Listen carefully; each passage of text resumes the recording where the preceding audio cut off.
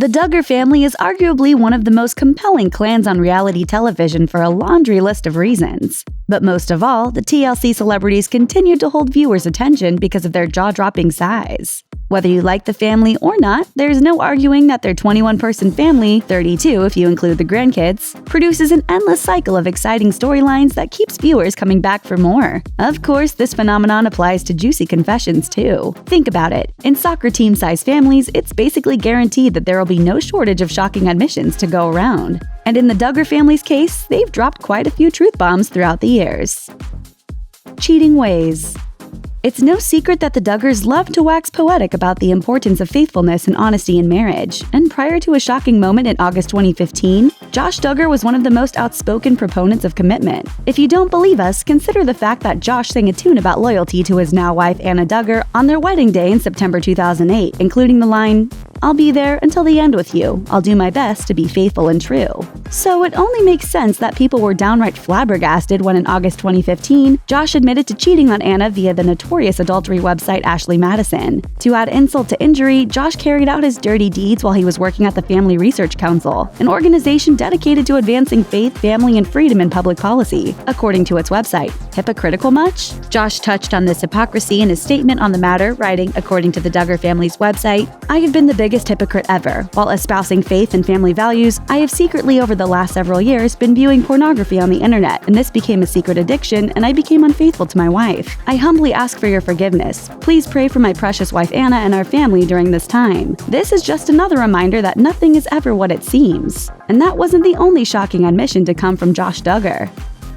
History of inappropriate behavior.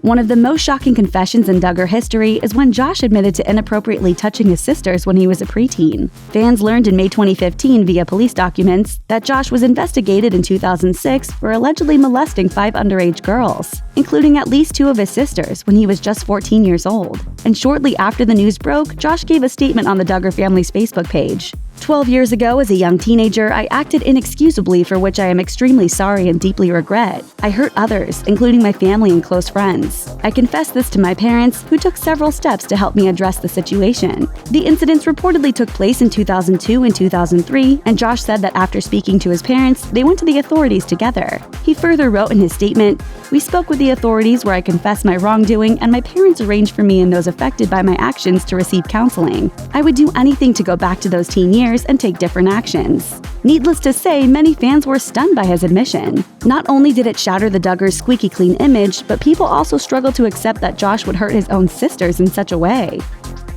John David's dismissal. Shortly after Josh admitted to cheating on his wife and the world learned about him inappropriately touching his sisters, his brothers and sisters opened up about the betrayal in a December 2015 episode of Counting On. John David Duggar seemed to be the most disgusted by Josh's behavior. Appearing very solemn in the clip, John David said about his fractured relationship with Josh, "I always wanted to be like him, but one of the toughest things I ever had to tell my older brother was, I don't want to be like you anymore." Essentially, John David felt compelled to diss Josh because he wants to set a good example for his younger siblings. Of course, there's a good chance John David didn't make this confession lightly. The Duggars never shade each other, and he probably knew his shocking declaration would generate headlines. Shots fired. Joy Anna struggled with her parents' faith.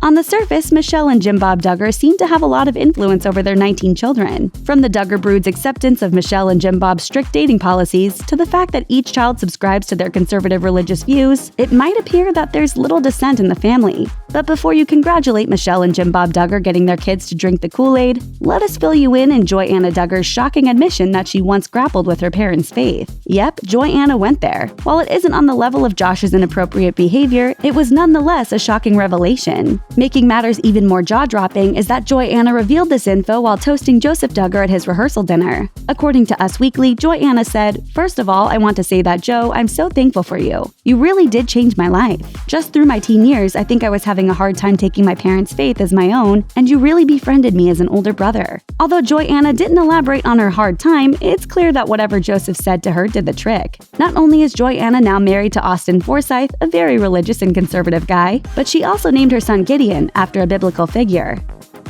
Cousin Amy was born out of wedlock.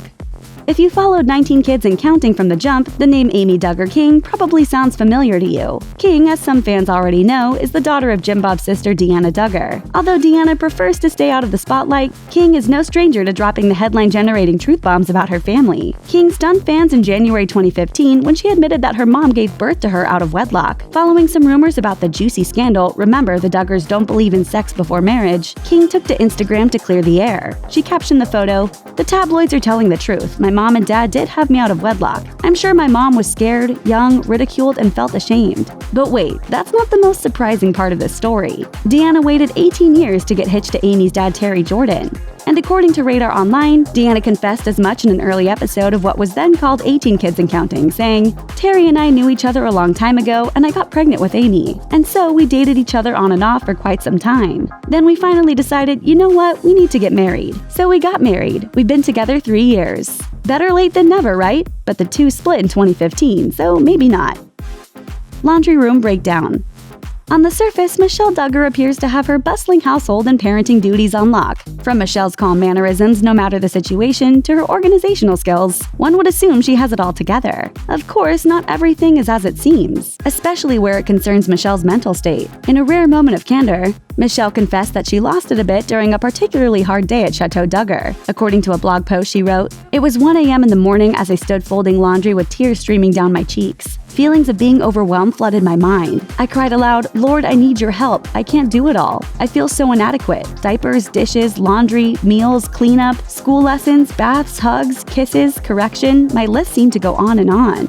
Oof, it sounds like Michelle had a lot on her plate. So how did she manage to pull it together? Look no further than her belief in God. Michelle continued in her blog post, "Then it was as if a still small voice said, 'Michelle, it's easy to praise me when things are going good, but are you willing to praise me now?' I said, 'Okay, Lord, I will praise you even now.' In my heart, there was a release as if a burden had been lifted. I finished the laundry at 2 a.m. and went to bed." Well, there you go.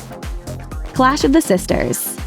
Any counting on Die Hard can tell how much the Duggar sisters enjoy one another's company. In fact, the ladies' support for each other is often a focal point of the show. One episode covered how Jana literally assisted in Jessa's delivery of her second son, Henry. That's true love right there, guys. But as kind as Jana and Jessa are to each other now, things weren't always so hunky-dory between them. Jessa said about her surprising sibling rivalry with Jana on an episode of Counting On, "I also had a very strong personality, and so I would sometimes protest the ideas that she had.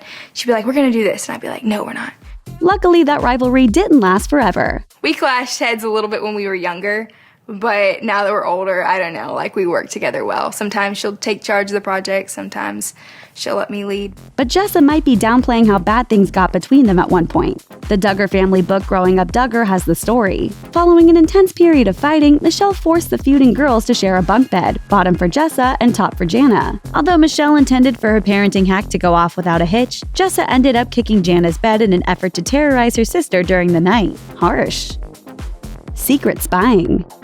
These days, it's not uncommon for people to stalk their love interest via social media prior to dating. But what happens if you aren't allowed on the internet unchaperoned? It's a little hard to creep on your potential significant other when you're not on Instagram. Well, it turns out Jill figured out a way to dig up info on her then-crush Derek Dillard, without being on social media. In a bizarre twist that some people might consider to be jaw-dropping, Jill admitted to listening in on Dillard's phone calls to Jim Bob before they started dating. As it happens, Dillard and Jim Bob were prayer partners before the whole dating Jill thing started, and it required Dillard and Jim Bob to talk on the phone every so often. Jill recalled her spying on the family's website. "As my dad got to know Derek, he was really impressed with his godly character. He started telling me about Derek and also told Derek about me. I listened in on a few phone conversations with my dad without Derek knowing I was doing so."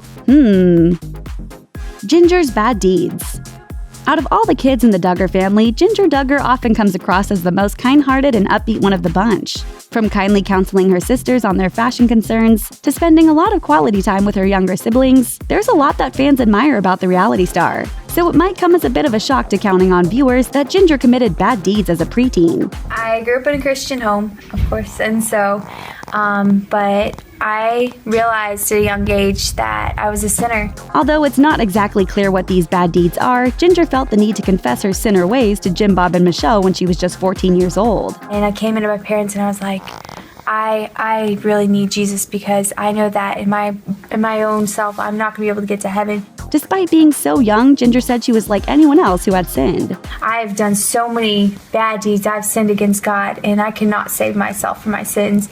And so at that point, I was just like totally broken before God. Sounds intense. Who would have ever suspected that Jinger had such a bad side? Thanks for watching. Click the Nikki Swift icon to subscribe to our YouTube channel. Plus, check out all this cool stuff we know you'll love too.